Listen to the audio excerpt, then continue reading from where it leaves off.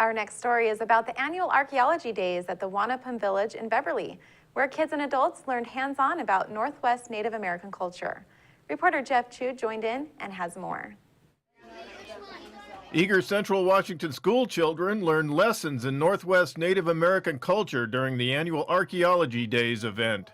The event took place at the Wanapum Priest Rapids Tribes Village in Beverly. The Wednesday event near Wanapum Dam taught kids everything from Native American clothing, tools, and food to flint knapping and tule mat making. The event is sponsored by the Wanapum Tribe and Grant County Public Utility District. Josiah Black Eagle Pinkham with the Nez Perce tribe in Idaho was invited by the Wanapum to talk to the kids. He explained what he was showing. Showing the kids some of the things that we wear when we dress up for ceremonies, and explaining a little bit about the various material culture that we have and some of the foods that we use and how we prepare them. And I have been given them or inherited them. Some of them I've made.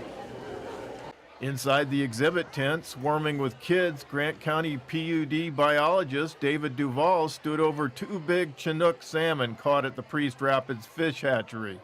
He explained why the 2 male fish ranging in size from 25 to 30 pounds were on display. Well, today, in today's world, with so many kids playing video games, we think that they're losing some respect for the natural world. And so if we can bring in both some live fish that we have over here in our fish tank and a couple of fish that they can at least see what they're like, then that will hopefully give them a better appreciation for the natural world around them.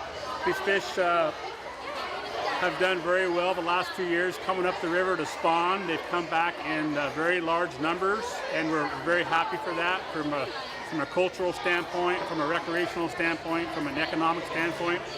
And it's just a really neat thing to see, considering all the obstacles that they have to overcome to both complete their life cycle and continue to reproduce and return back to the river and continue their spawning mission. While the kids enjoyed the hands-on opportunities that included tule mat making and beading, adults got a shot at Archaeology Days on Thursday. They heard talks from tribal members who discussed cultural perspectives and saw several demonstrations such as basket weaving, traditional hemp stringing, and flint knapping. The 2-day event is open to the public and happens every October. I'm Jeff Chu for iFIBER 1 News. Just go like this. Rounding out this week's news coverage is a story on the upcoming Ag Appreciation Parade in Moses Lake.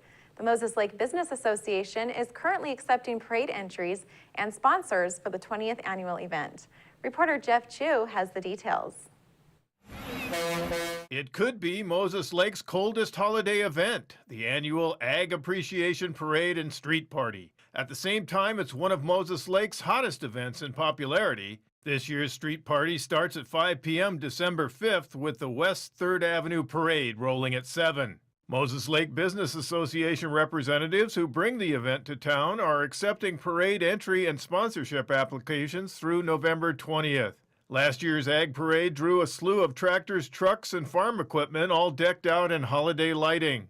One serious word of advice to newcomers: dress as warmly as you can. Last year's temperatures dipped down into the teens during the parade, aided by gusting winds. But warm-spirited people pass out brownies and cocoa, plus marshmallows for roasting in fire pits along the parade route. See the Moses Lake Business Association's website at mlbacares.org or call 509-764-1754.